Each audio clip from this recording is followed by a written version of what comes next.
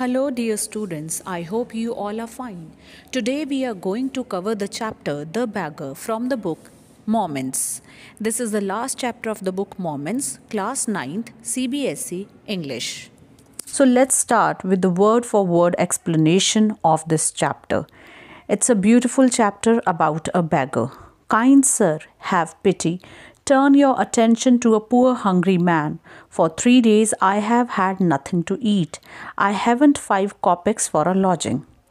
First paragraph में जो person है जिसका नाम है लुशकॉफ, जो स्टोरी का प्रोटैगनिस्ट है, मेन कैरेक्टर है स्टोरी का, वो भीख मांग रहा है। भीख के लिए इंग्लिश में वर्ड है आर्म्स।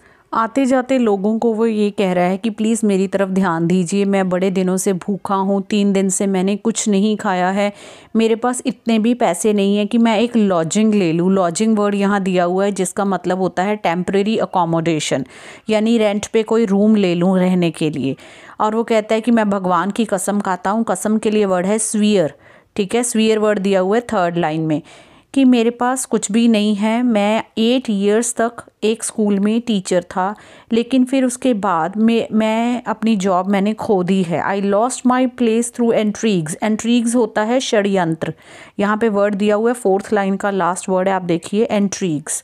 ठीक है, तो वो कहता कि षड्यंत्र किए गए मेरे खिलाफ मेरी जॉब में और मेरी जॉब चली गई है, मैंने 3 दिन से कुछ नहीं खाया है। I fell a victim to calumny. Calumny होता है चुगली करना, स्पेशली किसी का नाम खराब करने के लिए। ठीक है, ये वर्ड भी आपके फर्स्ट पैरा की 5th लाइन में दिया हुआ है। ठीक है, साथ के साथ आप प्लीज़ वर्ड्स अंडरलाइन करते जाना। एक 2nd लाइन में 5 कॉपेक्स वर्ड दिया था। कॉपेक्स जो है रशिया की जो करेंसी है रूबल, उसका ही एक छोटा पार्ट है। जैसे हमारे 1 रुपये में 100 पैसे होते हैं, वैसे उनके रूबल के अंदर 100 कॉपेक्स होते हैं। ये आपके चैप्टर के एंड में ग्लॉसरी में भी दिया हुआ है।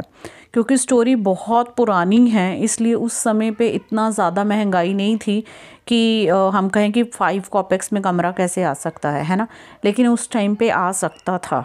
That was possible at that time. तो अब वो कहता कि मेरे खिलाफ चुगली हुई है, चुगली होने की वजह से मेरी जॉब चली गई है, अब मेरे को कोई जॉब नहीं दे रहा है और मैं 3 दिन से भूखा हूँ। ठीक है, तो वहाँ पे ये बात जो जिस पर्सन को कह रहा है वो इस चैप्टर का 2nd कैरेक्टर है और उस पर्सन का नाम है सरगे।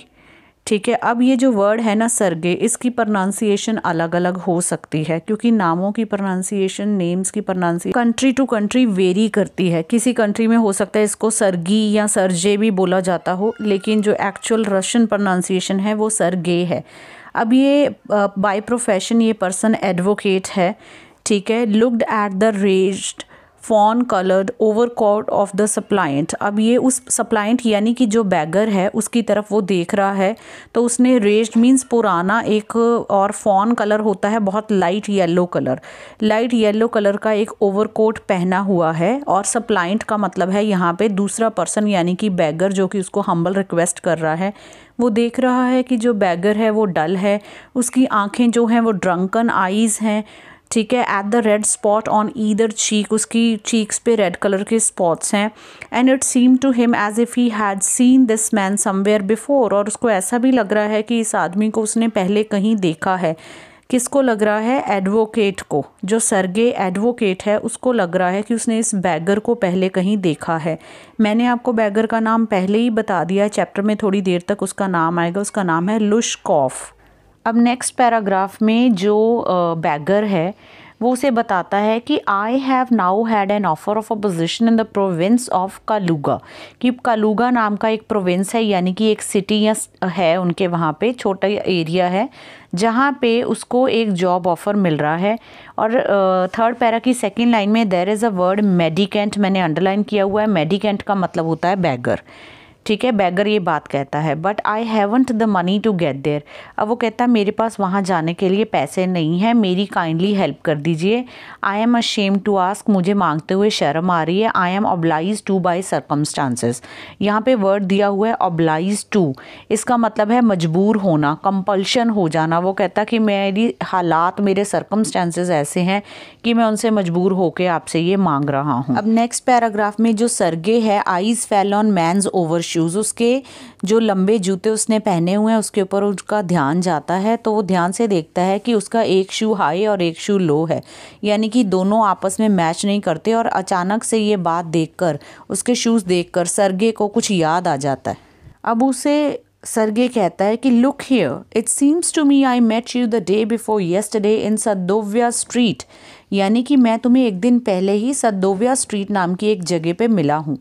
But you told me then that you were a student who had been expelled and not a village school teacher, do you remember. कहता तब तो तुमने मुझे ये कहा था कि तुम एक स्टूडेंट हो, तुम्हें निकाल दिया गया कॉलेज से। कॉलेज वर्ड दो यहाँ मेंशन नहीं है। आज कहता तुम मुझे ये कह रहे तुम स्कूल टीचर हो, तब तक तुमने मुझे नहीं बताया कि तुम स्कूल टीचर हो। यानी कि एक दिन पहले जो कहानी उसने सुनाई थी और जो आज सुना रहा है वो दोनों आपस में मैच नहीं हुई। अब वो know that can't be so mumble the bagger taken aback. Taken aback का मतलब होता है सरप्राइज्ड, ये फ्रेज़ है, ठीक है। इसका मतलब है सरप्राइज हो जाना, शॉक हो जाना। अब जो बैगर है वो घबरा जाता है और उसको कहता है कि नहीं मैं एक स्कूल टीचर ही हूँ, विलेज स्कूल टीचर हूँ। अगर आपको यकीन नहीं है तो मैं अपने पेपर्स आपको शो कर सकता हूँ। अब जो सर्गे है वो उसे कहता है have you done with lying, कि क्या तुम्हारा झूठ खत्म हो गया। तो मैं तुम्हें बताऊँ कि जब तुमने मुझे कहा था कि तुम स्टूडेंट हो तब भी तुमने मुझे एक स्टोरी सुनाई थी कि तुम्हें वहाँ से एक्सपेल किया गया है। डोंट यू रिमेंबर, तुम्हें याद नहीं है। क्वेश्चनिंग वे में कहता है क्या तुम्हें याद नहीं है। ये बात कहते कहते जो सर्गे है फ्लश्ड मीन्स गुस्से से लाल हो जाना, and turned from the ragged creature. Ragged creature means फटे हाल, जो वो इंसान है जो बैगर है उसको क्रीचर बोला गया। क्रीचर कैन बी एनीथिंग, जिसको सांस आती है वो क्रीचर होता है। रैग्ड वर्ड रैग से बना है, रैग होता है फटा पुराना कपड़ा। तो जो फटे हाल वो क्रीचर है उससे वो टर्न हो जाता है, यानी उससे दूर हो जाता है, मुंह मोड़ लेता है उससे। और फ्लश्ड का मतलब है बहुत ज़्यादा गुस्से में। With an expression of disgust, disgust होता है अनइंटरेस्टेड, मीन्स उसको कोई इंटरेस्ट नहीं है उसके अंदर। क्यों? क्योंकि उसको याद आ गया कि इसने तब भी झूठ बोला था, ये अब भी झूठ बोल रहा है। इससे पता चलता है जो सर्गे है उसको झूठ बोलने वालों से बहुत ज़्यादा प्रॉब्लम है। अब जो सर्गे है वो अपना गुस्सा दिखाते हुए कहता है this is dishonesty my dear sir. Sir उसने बैगर को बोला है। वो कहता है कि ये बेईमानी है, और ये बात वो बहुत ज़्यादा गुस्से में बोलता है। This is swindling. स्विंडलिंग होता है किसी को ठगना, to trick somebody in order to get money, ठीक है। I shall send the police for you damn you. वो कहता है तेरे लिए तो मैं अभी पुलिस बुलाता हूँ, ठहर जा तू, ठीक है। डैम यू काइंड ऑफ उसको अब्यूज़ करता है एक तरह से। Sir, he said, laying his hand on his heart. The fact is, I was lying. I am neither a student nor a school teacher. All that was a fiction. Fiction होता है कल्पना। वो कहता है ना तो मैं स्कूल टीचर हूँ ना ही मैं स्टूडेंट हूँ, ये सब एक कल्पना थी, काल्पनिक कहानी थी जो मैंने आपको सुनाई है। सच तो ये है कि मैं एक रशियन कॉयर में गाया करता था। कॉयर होता है ग्रुप ऑफ सिंगर्स जो इकट्ठे होके गाते हैं, उसको हम कॉयर बोलते हैं। स्पेशली जैसे चर्च में बहुत सारे लोग इकट्ठे होके प्रेयर गा रहे हैं, ठीक है, तो उसको कॉयर बोला जाता है। तो कहता मैं कॉयर में गाता था, लेकिन मैं बहुत ज़्यादा शराब पीता था, इस वजह से उन्होंने मुझे निकाल दिया, ठीक है। तो इसलिए कहता कि अब मुझे और कहीं काम भी नहीं मिल रहा। कहता what else can I do, I can't get along without lying. कहता झूठ बोले बगैर मेरा काम नहीं चलेगा। कोई मेरी बात अगर मैंने सच बोल दिया फिर तो कोई भी मेरी हेल्प नहीं करेगा, ये कह के कि मैं तो एक शराबी हूँ, मैं क्या करूँ। You ask what can you do, cried Sergei coming close to him. Work, that's what you can do, you must work. वो कहता है अपने आप से पूछो कि तुम्हें क्या करना चाहिए, तुम्हें काम करना चाहिए। Work, yes I know that myself, but where can I find work, how would you like to chop wood for me. अब वो कहता मुझे काम कहाँ मिलेगा। तो सर्गे से कहता क्या तुम मेरे लिए लकड़ियाँ काटने का काम करोगे। अब जो रशिया है, क्योंकि यहाँ पे मेंशन तो नहीं है, लेकिन पीछे जैसे उसने बोला कि मैं रशियन कॉयर में गाता था, जो स्टोरी जो है हम ये एज्यूम कर सकते हैं कि स्टोरी रशिया की है, वहाँ ठंड बहुत ज़्यादा पड़ती है और स्टोरी काफ़ी पुरानी है। तो उस टाइम लकड़ी काटने का काम जो है, लकड़ियाँ हर घर में उनकी नीड होती होगी। तो इसलिए सर्गे जो है वो ये कहता है कि क्या तुम मेरे घर आके मेरे लिए वुड चॉप करोगे। I wouldn't refuse to do that, but in these days even skilled woodcutters find themselves sitting without bread. अब वो बहाने से मारता, वो कहता कि आजकल तो जो अच्छे वुड कटर्स हैं उनको भी काम नहीं मिल रहा, कि मैं तो फिर एक नॉर्मल पर्सन हूँ। Will you come and chop wood for me. Yes sir I will, very well, will soon find out. Soon find out means कि हम जल्दी ही मिलेंगे, कि ठीक है तुम आओगे या नहीं आओगे। तो वो कहता है ठीक है सर मैं आ जाऊँगा। तो सर्गे कहता है ठीक है हम जल्दी मिलेंगे। Now Sergei hasten along rubbing his hand, he called his cook out of the kitchen. अब यहाँ पे नेक्स्ट सीन है जहाँ जो सर्गे है वो अपने घर में है, वो ठंड में अपने हाथ मलते हुए आता है और अपनी कुक जो कि इस चैप्टर की सबसे मेन कैरेक्टर है ओल्गा, उसको बाहर बुलाता है और उससे कहता है कि इस जेंटलमैन को वुड शेड में ले जाओ और इसे वुड चॉपिंग का वहाँ काम दे दो। The square crow of a bagger shrugged his shoulders. Square crow से क्यों बोला गया है? क्योंकि उसकी जो पूरी बॉडी है वो स्केल्टन जैसी हो चुकी हुई है बहुत ज़्यादा शराब पीने की वजह से। तो स्केयर क्रो क्या होता है? जो खेतों के बीच में हम स्टिक्स लगा के एक स्टैचू खड़ा कर देते हैं जिससे कि क्रोज़ और बर्ड्स जो हैं डर के मारे खेत में ना आएँ और क्रॉप को ख़राब ना करें। ठीक है, वो बहुत पतला है, वो बहुत ज़्यादा थिन हो चुका हुआ है, उसकी हड्डियाँ निकली हुई हैं। तो श्रग्ड हिज शोल्डर्स, अपने शोल्डर्स को श्रग करते हुए परप्लेक्सिटी मीन्स कन्फ्यूजन में went irresolutely after the cook. Irresolutely means indecisive when you are not sure of something. It means कि वो कन्फ्यूज्ड है जो बैगर है और वो श्योर नहीं है कि वो ये काम करना चाहता है कि नहीं, तो लेकिन वो उसके पीछे पीछे ओल्गा के पीछे चला जाता है। It was obvious from his gait का मतलब है चलने का ढंग, हाउ वन पर्सन वॉक्स, आपकी चाल जिसको हम कहते हैं। तो उसकी गेट से कहते हैं ये साफ पता चलता है he had not consented to go and chop the wood because he was hungry and wanted work but simply from pride and shame and because he had been trapped by his own words. कहते उसके चलने के ढंग से साफ पता चलता है कि उसने ये जो कंसेंट किया है, कंसेंट होता है परमिशन देना, उसने ये जो येस करके ओल्गा के पीछे पीछे वो चला गया, वो इसलिए नहीं गया कि उसको वो हंग्री है या उसे काम चाहिए, वो इसलिए गया है क्योंकि उसका जो घमंड है, ईगो है वो, और उसको जो शेम है वो बीच में आ रही है, प्लस वो अपने ही कहे हुए शब्दों में फंस गया है क्योंकि अब उसने इतनी लंबी चौड़ी स्टोरी जो है सर्गे को सुनाई है। अब अगर उसको वो थर्ड स्टोरी सुनाएगा तो ऑब्वियसली सर्गे उसे जेल में दे देगा, तो अब तो उसे बाय हुक एंड क्रुक वो काम करना ही पड़ेगा जो सर्गे दे रहा है उसको। अब नेक्स्ट लाइन में ये बताया गया है कि जो उसकी बॉडी है वो वोडका बहुत ज़्यादा पीने की वजह से अंडरमाइंड हो चुकी है, यानी कि वीक हो चुकी है, वो एक अनहेल्दी पर्सन है और वुड चॉपिंग जैसा हैवी काम वो नहीं कर सकता और उसका खुद का भी स्लाइटेस्ट इंक्लिनेशन फॉर टॉयल नहीं है। स्लाइटेस्ट होता है ज़रा सा भी, इंक्लिनेशन होता है झुकाव, टॉयल होता है हार्ड वर्क करने के लिए ज़रा सा भी उसका मन जो है वो रेडी नहीं है। अब नेक्स्ट पैराग्राफ में ये बताया गया है कि जो सर्गे है वो जल्दी से अपने डाइनिंग रूम में चला जाता है और उसकी विंडो में से खड़े होके बाहर जो यार्ड है, यार्ड यानी जो आंगन है उनका, उसमें साफ देखा जा सकता है कि कौन क्या काम कर रहा है। तो सर्गे वहाँ से देखता है कि जो उसकी कुक और बैगर है वो दोनों यार्ड में आते हैं by the back door, dirty snow के बीच में से निकलते हुए अपना रास्ता बनाते हुए आते हैं। ओल्गा ग्लेयर्ड राथफुली, ग्लेयर्ड होता है देखना, ठीक है, राथफुली है एंग्रीली। ये आपके लास्ट पैरा की थर्ड लास्ट लाइन है, उसमें दोनों वर्ड्स हैं, ठीक है। अपने कंपेनियन यहाँ बोला गया बैगर को, बैगर की तरफ ओल्गा बहुत ज़्यादा गुस्से से देखती है। Shoved him aside, shove mean pushed रफली, धक्का मारती है उसको साइड में अपनी एल्बो से। शेड जहाँ से वो लकड़ी लेकर आते हैं उसको लॉक करती है और बहुत ज़ोर से जो डोर है उसको भी बैंग करती है। Bang is a sound word, onomatopoeic word, means ज़ोर से किसी दरवाजे को या किसी चीज़ को मारना, तो उसकी जो साउंड है उसको हम बैंग कहते हैं। तो बड़े गुस्से से वो दरवाजे को मारती है। अब इन सारी जो जेस्चर्स हैं ओल्गा के, उससे ये पता चलता है कि ओल्गा खुश नहीं है बैगर के वहाँ आने से।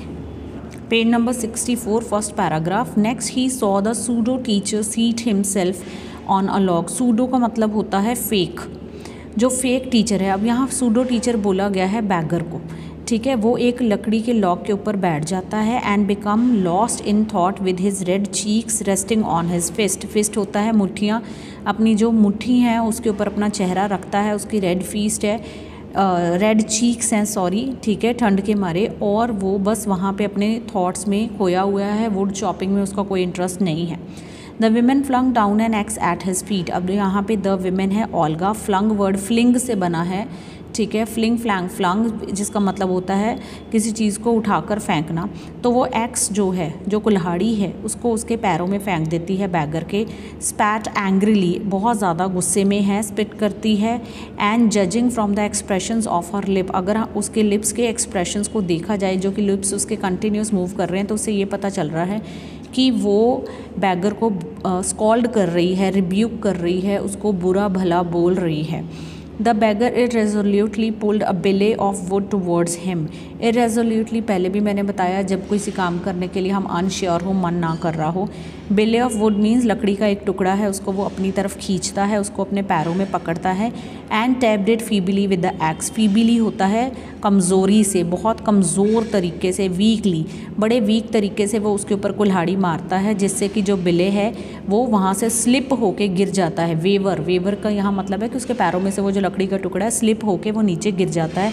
अब बैगर दोबारा से अपने हाथों के ऊपर ब्लू यानी फूंक मारता है, क्योंकि ठंड बहुत ज़्यादा है, हाथों को थोड़ा गर्म करके फिर दोबारा से वो एक्स को बड़े कॉशियसली यानी बहुत ध्यान से वापस से उसके ऊपर हिट करता है. लेकिन उससे फिर से वो जो वुड है वो स्लिप हो जाती है और ग्राउंड पे गिर जाती है, और उसको चेहरा देख के ऐसा भी लगता है कि कहीं गलती से वो अपना ही पैर ना. अब जो सर्गे है वो अपने डाइनिंग रूम की विंडो से ये सब कुछ देख रहा है. उसका जो एंगर है वो वैनिश्ड हो जाता है, वैनिश्ड होता है, डिसअपियर हो जाना, गायब हो जाना. Now began to feel a little sorry का यहाँ मतलब है अफसोस होना. अब उसको अफसोस हो रहा है और उसको अपने ऊपर शर्म भी आ रही है, क्योंकि उसने एक बहुत ही बिगड़े हुए एक शराबी पर्सन को और परहैप्स शायद एक बीमार इंसान को इतना मीनियल लेबर दे दिया करने को, उसको मीनियल वर्क दे दिया. मीनियल का वैसे मीनिंग होता है अनस्किल्ड वर्क या फिर लो वर्क, लेकिन यहाँ पे मीनिंग ये है कि उस पर्सन से इतना भी काम जो है वो नहीं हो पा रहा है. ठीक है, उसको इतना सा काम दिया है लकड़ी काटने का, लेकिन उससे वो नहीं कर पा रहा है, क्योंकि उसकी बॉडी जो है बहुत ज़्यादा वीक है. तो जो सर्गे है उसको अपने ऊपर ये एक तरह से गुस्सा आ रहा है, और उस पर्सन के ऊपर उसका सारा गुस्सा ख़त्म हो गया है. अब क्या है, an hour later Olga came in and announce that the wood had all been chopped. अब 1 घंटे बाद ओल्गा जो है वो सर्गे के पास आती है. ऑब्वियसली सर्गे 1 घंटे तक तो खिड़की में खड़ा नहीं रहा होगा, वो अंदर वापस चला गया होगा. तो वहाँ पे ओल्गा आके बताती है कि जो सारी वुड है वो कट हो गई है विदिन 1 आवर. अब सर्गे इस बात से बहुत खुश होता है और ओल्गा को कहता है कि वेरी गुड, उसको ½ रूबल दे दो, और अगर वो ये काम करना चाहता है तो उसको हर महीने के पहले दिन बुला लो, कोई ना कोई काम हम उसके लिए ढूंढ देंगे. On the 1st of the month the waif made his appearance and again earned ½ rouble. Waif का यहाँ पे मतलब है WAIF, लास्ट पैरा की फर्स्ट लाइन में वर्ड है. इसका मतलब है होमलेस पर्सन, गरीब आदमी जिसका कोई घर बार ना हो, उसको वेफ बोला गया है. तो अब वो हर महीने वहाँ आने लग गया और ½ रूबल जो है उसको मिलने लग गया.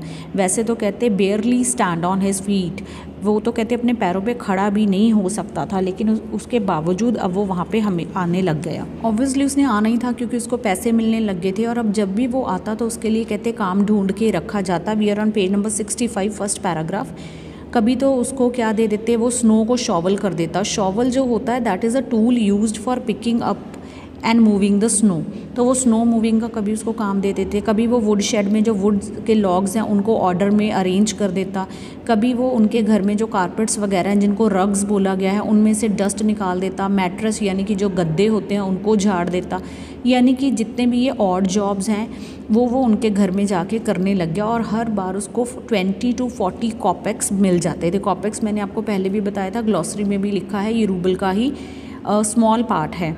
Even a pair of old trouser, कभी कभी उसे पुराने ट्राउजर्स भी मिल जाते पहनने के लिए. Now next paragraph, Sergei is moving to shifting to another house. ठीक है, तो वो फिर से इसको बैगर को बुलाता है और बुला के उसको फर्नीचर की पैकिंग और हॉलिंग का काम देता है. सेकेंड पैरा की सेकेंड लाइन में हॉलिंग वर्ड दिया हुआ है, जिसका मतलब है to pull something with difficulty.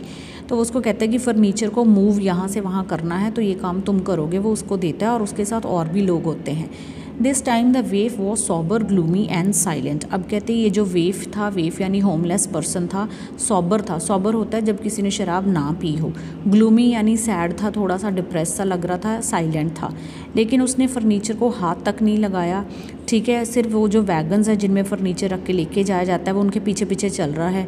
Not even making a pretence of appearing busy. और कोई प्रिटेंस मीन्स कोई ड्रामा, कोई एक्टिंग भी नहीं कर रहा वो कि वो बहुत ज़्यादा बिजी है. वो सिर्फ कोल्ड के अंदर शिवर कर रहा है. Shivered in cold, shivered means trembling, कांपना. ठंड में वो सिर्फ कांप रहा है एंड एम्बेरस हो रहा है क्योंकि जो कार्टर्स हैं, कार्टर्स होते हैं जो कार्ट के ऊपर सामान को लाद के लेके जाते हैं, जीयर्ड एट हिम, वो उसका मजाक उड़ा रहे हैं। क्योंकि किस बात का मजाक उड़ा रहे हैं? उसकी आइडलनेस का, क्योंकि वो कोई काम कर नहीं पाता बिकॉज ही इज़ अनहेल्दी। उसकी फीबलनेस मीन्स वो बहुत ज़्यादा कमज़ोर है, उसकी कमज़ोरी का मजाक उड़ाते हैं। और उसका जो ओवर कोट है टार्टर्ड मीन्स वॉर्न आउट है, ओल्ड है, पुराना है। And after moving was over, जब वो सारा फर्नीचर मूव हो जाता है तो सरगे सेंट फॉर का मतलब होता है किसी को मैसेज भेज के बुलाना। तो सरगे उसे अपने स्टडी रूम में बुलाता है। Well I am happy that my words have taken effect. This is very important dialogue from paper point of view. तो यहाँ पे सरगे कहता है मैं बहुत खुश हूँ कि मेरी बातों का तुम्हारे ऊपर असर हुआ है, और उसको वो 1 रूबल देता है। हेयर्स फॉर योर पेन्स का यहाँ मतलब है एफर्ट्स, कि तुमने जो एफर्ट्स किए हैं उसके लिए 1 रूबल ये रख लो। I see you are sober and have no objection to work, what is your name. अब वो कहता है मैंने देखा कि तुमने आज शराब नहीं पी हुई और तुम्हें कोई ऑब्जेक्शन नहीं है काम करने से, तुम काम कर रहे हो, तुम्हारा नाम क्या है। तो अब इतनी देर बाद, इतनी बार मिलने के बाद सरगे उसका नाम पूछता है तो वो बताता है कि माई नेम इज़ लुश्कॉफ। अब सरगे उसके काम से खुश होकर उसको कहता है कि I can now offer you some other cleaner employment, can you write. I can. अब वो कहता है कि मैं तुम्हें इससे बेटर वाइट कॉलर जॉब देता हूँ करने के लिए, मतलब जो बैठ के आराम से करने वाला काम है जिसमें कोई लेबर वर्क नहीं होता, उसको हम वाइट कॉलर जॉब बोल देते हैं। तो वो देता हूँ तुम्हें करने के लिए, क्या तुम्हें लिखना आता है। तो वो कहता हाँ जी मुझे लिखना आता है। तो वो कहता है कि ये जो एक लेटर है ये कल तुम मेरे एक फ्रेंड के पास चले जाओ, वो तुम्हें कॉपी करने का काम देगा, जैसे कॉपी पेस्टिंग का काम होता है तो ऐसा एक वो तुम्हें काम देगा। बहुत हार्ड वर्क करना, शराब मत पीना, ठीक है। And remember what I have said to you, जो भी मैंने तुम्हें कहा है याद रखना, and good bye. Pleased at having put a man on the right path, Sergei tapped Lushkoff kindly on the shoulder and even gave him his hand at parting. Pleased का मतलब होता है खुश होना। बहुत ज़्यादा सरगे खुश होता है कि उसने एक इंसान को सही रास्ते पे डाल दिया। उसके शोल्डर के ऊपर वो टैप करता है, यानी प्यार से उसके शोल्डर के ऊपर हाथ लगाता है, टैप करता है। और इतना ही नहीं, जब वो पार्टिंग होता है सेपरेशन, जब वो दोनों सेपरेट हो रहे होते हैं तो वो उससे हाथ भी मिलाता है, ठीक है। Gave him his hand at parting. Lushkoff वो लेटर लेके वहाँ से चला जाता है। फ्रॉम दैट डे फोर्थ का मतलब यहाँ है, फोर्थ का मतलब है ऑनवर्ड्स। उस दिन के बाद दोबारा लुश्कॉफ सरगे के घर कभी भी किसी भी काम के लिए नहीं आता। 2 years वेंट बाई, 2 साल बीत जाते हैं और एक इवनिंग सरगे जो है थिएटर जाता है और उसकी लाइन में टिकट बाई करने के लिए खड़ा होता है। वहाँ पे वो नोटिस करता है कि एक पर्सन खड़ा है जिसने एक कोट पहना हुआ है जिसका कॉलर फर का है, और उसने एक वॉन सील स्किन कैप पहनी हुई है। सील स्किन की जो एक कैप होती है वो उसने पहन रखी हुई है। वॉन है यानी थोड़ी सी वो पुरानी है, ठीक है। और वो उस पर्सन को देखते ही पहचान जाता है कि ये जो पर्सन है ये लुश्कॉफ है, ठीक है। और वो उसको पूछता है, little individually timidly ask the ticket seller. अब वो जो लिटिल इंडिविजुअल इन्होंने बोला है वो इन्होंने बोला लुश्कॉफ को, वो टिकट सेलर से टिकट बाई कर रहा होता है। और जैसे वो बाई करता है तो एकदम से सरगे ज़ोर से बोलता है लुश्कॉफ, इज़ दैट यू। तो वो उसको पहचान लेता है। Recognising in the little man his sober wood cut chopper, how are you, what are you doing, how is everything with you. तो ये सारे क्वेश्चंस वो एकदम से पूछ लेता है क्योंकि वो उससे बहुत लंबे समय के बाद मिल रहा होता है कि तुम कैसे हो, क्या कर रहे हो इन दिनों, कैसे चल रही है लाइफ तुम्हारी। तो लुश्कॉफ बड़ी मॉडेस्टली कहता है कि सर अब मैं एक नोटरी बन गया हूँ और 35 रूबल्स अ मंथ कमाता हूँ। नोटरी होता है a person authorised to perform certain legal work, यानी कि कोई एक लीगल काम उसको मिल गया है, कोई एक गवर्नमेंट का कोई उसको छोटी जॉब कोई मिल गई है जिसमें वो एक छोटा ऑफिस किसी ऑफिस में वो काम करता है जिसमें उसको 35 रूबल्स जो हैं वो मिलते हैं। अब सरगे उसको देखते ही उसे याद आता है कि मैंने इस आदमी के लिए कितना कुछ किया है। तो सरगे उसको कहता है thank heaven means thank God, that's fine, कितनी अच्छी बात है कि तुम 35 रूबल्स कमा रहे हो। I am delighted means happy, for your sake, तुम्हारे लिए मैं बहुत ज़्यादा खुश हूँ। I am very glad, again glad का मतलब होता है हैप्पी होना, मैं बहुत ही खुश हूँ लुश्कॉफ तुम्हारे लिए। You see you are my god son in a sense, god son होता है अडॉप्टेड सन, कि तुम एक तरह से मेरे अडॉप्टेड बच्चे हो जिसको मैंने राइट पाथ पे पुश किया। कहता तुम्हें याद है, do you remember what are roasting I gave you. Roasting means कि मैंने तुम्हें कितना डांटा था उस टाइम पे। यहाँ पे इंसल्ट नहीं है, रोस्टिंग का मतलब डांटना है, कि मैंने तुम्हें कितना डांटा था जब तुम सड़क पे मुझसे भीख मांग रहे थे और मुझे तरह तरह की कहानियाँ सुना रहे थे, ठीक है, मैंने तो तुम्हें मतलब धरती में धंसने जितना कर दिया था। I nearly had you sinking in to the ground at my feet, मतलब तुम मेरे पाँव पड़ने वाले थे, मैं पुलिस बुलाने वाला था। ठीक है, thank you old man for not for getting my word, कहता थैंक गॉड ओल्ड मैन, उसने लुश्कॉफ को ही बोला कि तुमने मेरे कहे हुए शब्द नहीं भूले हो। लुश्कॉफ भी उनको थैंक यू कहता है और कहता है कि अगर आप मेरी लाइफ में ना आते तो अभी तक मैं उसी सड़क पे किसी को कह रहा होता कि मैं स्टूडेंट था, किसी को स्टोरी सुना रहा होता कि मैं टीचर था। Yes, by flying to your protection I drag myself out of a pit. Flying to your protection means कि आपका हाथ पकड़कर आपने जो मुझे प्रोटेक्शन लेंड की उसके सहारे ही मैं अपने आप को इस पिट यानी इस गंदगी में से, इस खड्डे में से, पिट का मतलब खड्डा होता है, उसमें से बाहर निकाल पाया हूँ।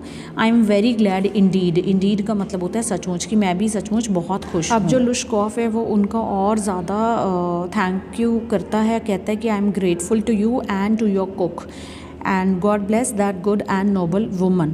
तो वो कहता है कि मैं आपका बहुत ज़्यादा आभारी हूँ, लेकिन आपकी जो कुक है ओल्गा, उसका भी मैं बहुत ज़्यादा आभारी हूँ। आपने मेरे साथ बहुत फाइनली बात की, मुझे काम दिया।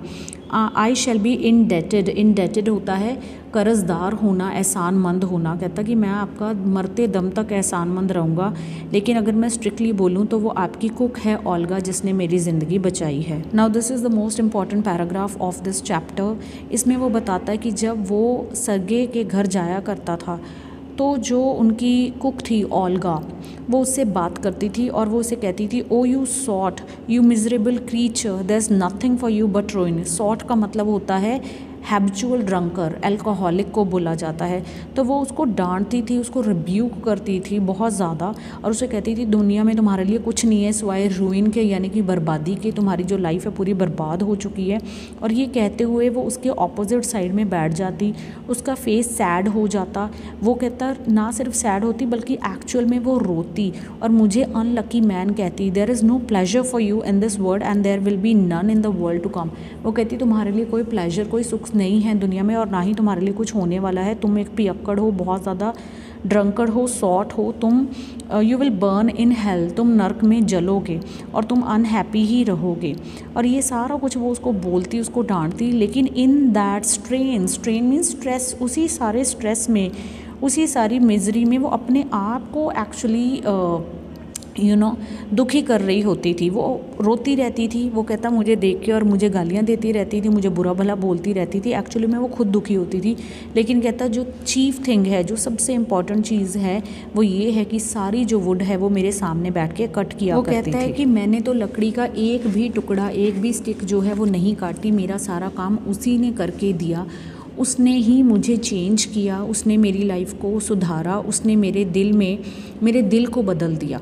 वाई आई स्टॉप ड्रिंकिंग, कहता मुझे नहीं पता, जब मैं उसको देखता था मैं एक्सप्लेन नहीं कर सकता कि क्या ऐसी चीज़ थी उसके अंदर जिसने मुझे चेंज होने पे मजबूर कर दिया।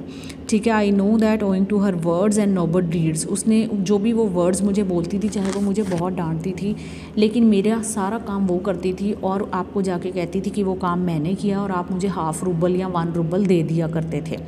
ठीक है, तो उसके इस सारे काइंड जेस्चर्स के कारण, इस सारी एम्पथी के कारण, एक होता है सिंपथी जिसमें हम सिर्फ सामने वाले को मॉरल सपोर्ट देते हैं, और एक होती है एम्पथी जिसमें हम उसके दुखों के भागीदार बन के उसके दुख जो हैं वो उनको कम करते हैं। तो ओल्गा उसके लिए एम्पथेटिक साबित होती है और सर्गे उसके लिए सिंपथेटिक साबित होता है। दो सर्गे भी उसके लिए आगे बढ़ता है, लेकिन जो ओल्गा करती है वो तो उसके लिए कोई कर ही नहीं सकता।